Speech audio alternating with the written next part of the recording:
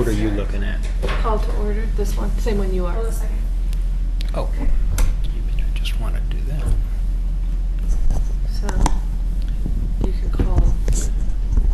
It is now 6:10, and I call to order the meeting of the Historical Review Board, April 26th, work session. Thank you. Members present. Claire Matt. Ken Basinger. And right now, because this is a work session, we're going to start it without a quorum, and hopefully we'll have a quorum by our 7 o'clock presentations.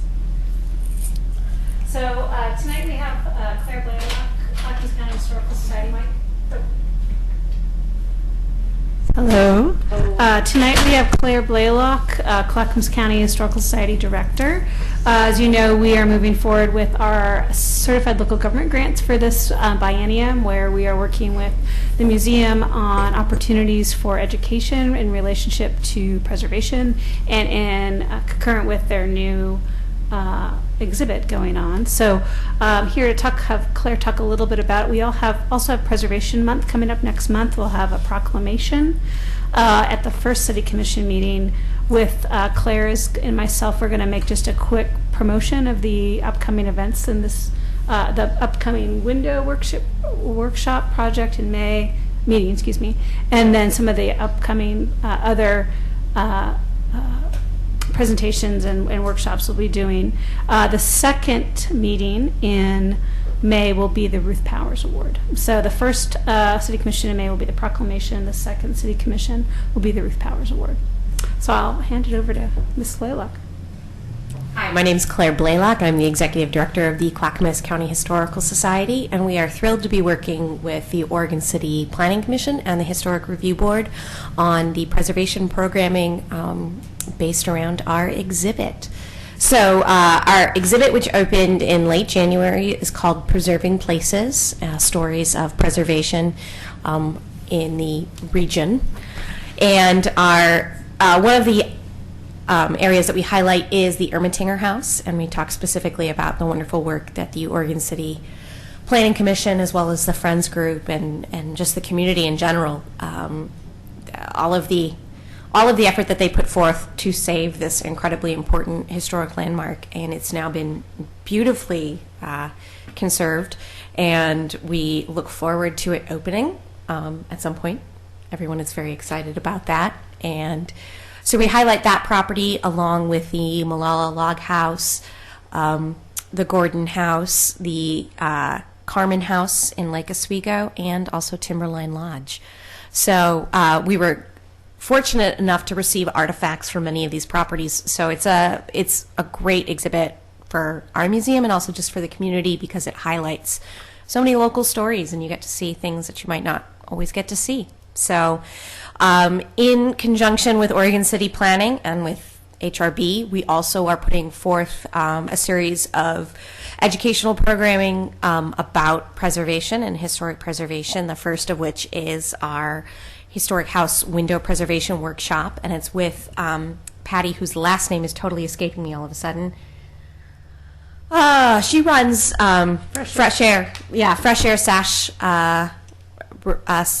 and Cord Repair, and she does a historic window workshop with Architectural Heritage Center, and this is actually going to be the same workshop, just done out here in Oregon City. So we're really excited about it. It's a great workshop. Architectural Heritage Center says that it's hands down one of their, sort of superstar workshops that they do, and we're really thrilled to be able to have it in the area.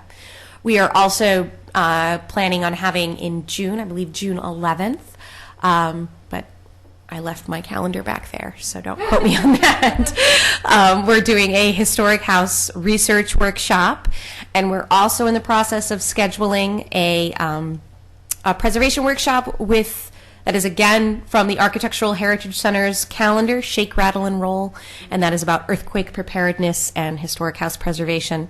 That's a good one. I've seen that. Yeah, we're excited to have them, especially because, everybody is always talking about the Cascadia subduction zone and everyone's freaking out. So what better way to prepare than to actually learn something? So And then finally, one of the last pieces of work that we're doing is I've been collaborating with Denise McGriff and trying to suck all of the old home knowledge from the Old Home Forum. We're putting together a series we're doing one larger scale preservation pamphlet, or preservation newsletter, and then 2 or 3, again, I left that information behind me, historic preservation pamphlets as well. That will be things that we pass out at the museum and that you all can have access to about the history of preservation, but also, mainly focused on preservation education and what people with these kinds of homes can really be doing to preserve the structures. So that's the very quick rundown. Sorry if I talked too quickly. I'm from Chicago. That's what we do. And if you have questions, I'm one of the original members of the Old Home Forum. Oh, fantastic. Way back when. So. Excellent. I mean, Denise gave me... Once you press check. Leave them on. Just leave them on. Okay. Both on?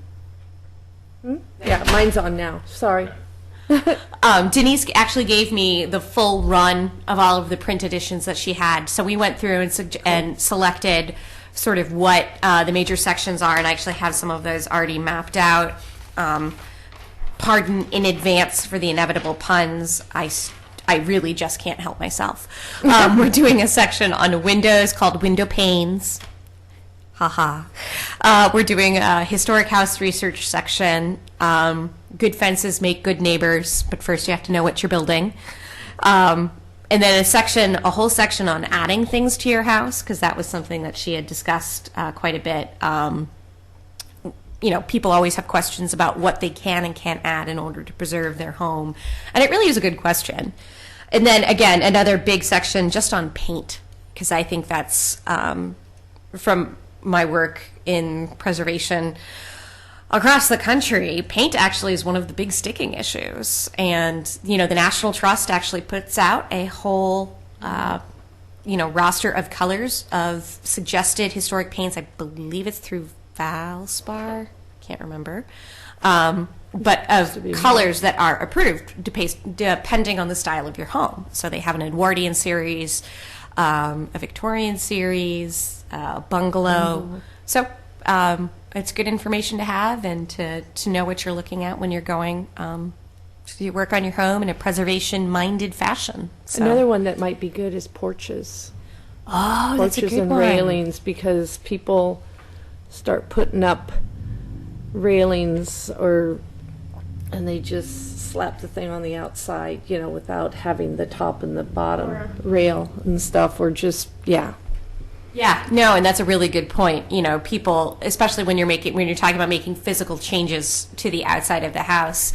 I in going over some of this with Denise, the big takeaway point is always go back. If you have any questions about anything, go back to the Planning Commission, go back to the Historic Review Board, and that's essentially going to be the selling point on almost every section is, if you have any questions, there are people who have the answers.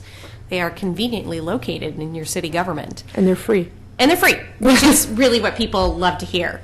And another issue that we're going to be talking about in this in the pamphlet is things like plumbing and the actual physical construction of the house, and and again, this is what we're hoping people are going to get out of the historic home window workshop, which is know what you're getting into. If you start to do a home repair project and you have a historic house or you have an older home, and you want to do so in manners that are in accordance with the rules, do your research first. Don't just dive in by ripping something out. Know who you're contracting with, and educate yourself before you wreck your home, because it's really unfortunate to see people do that. So that is one of the other pamphlets that we wanted to do, was actually something that I think is near and dear to the HRB's heart, which is Oregon City's had a lot of houses that have physically moved. I've never seen this in any other community. It's There's a lot kind of of 'em. awesome of people who've literally physically moved, like taken the house off the structure and moved it. So how does one move a house? Philip Foster Farm out in Eagle Creek is actually doing that this summer. I think the last I spoke to Elaine Butler, they're scheduled to move the Lucy house in August, and it's going to be another one of physically picking up and moving. Oh, they are. Wow. Yeah, it's going to be pretty incredible. They're trying to do a whole big Well, Portland's house done, moving part. Portland's done a couple too. I mean, some big houses. Yeah. I mean, jeez. Simon Benson recently. Huh? Simon Benson recently. Yeah, the Benson house. Yeah. Yeah. So, you know, we've, I actually, our collections manager, Jonna Heinz, has gotten very into this, and she's had researchers compiling the history, sort of the brief history of what houses have been moved in Clackamas County physically, and what the process entails physically, and what kind of, you know, permitting and structural issues you need to take into account and all of that. When they were moving them way back Oh, yeah. when, well, I mean, McLaughlin. Yeah. So it's an interesting subject, and it's for whatever reason, somewhat unique to this area. You don't get too many places where houses move. So it should be an interesting series, and we've gotten great response to preserving places. People seem really interested in it.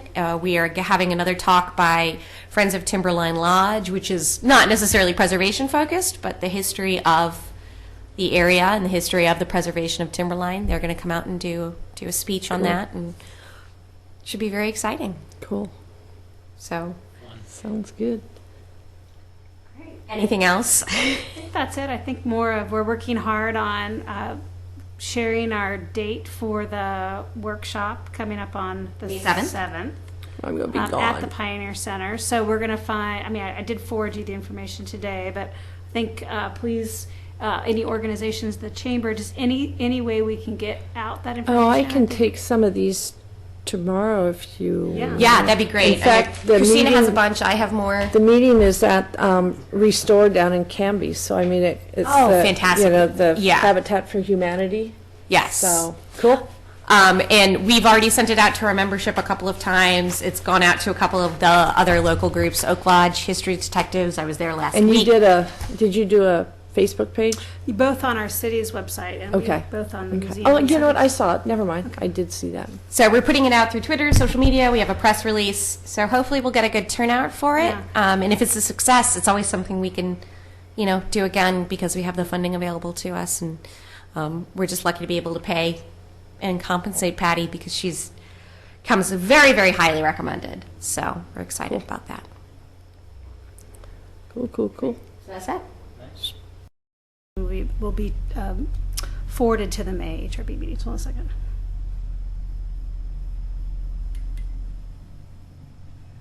We are back.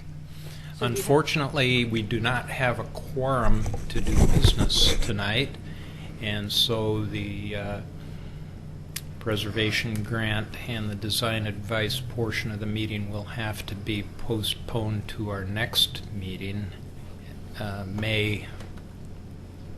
Hold on. It is in May. Yep. May 24th. May Oh, 24th. okay. You're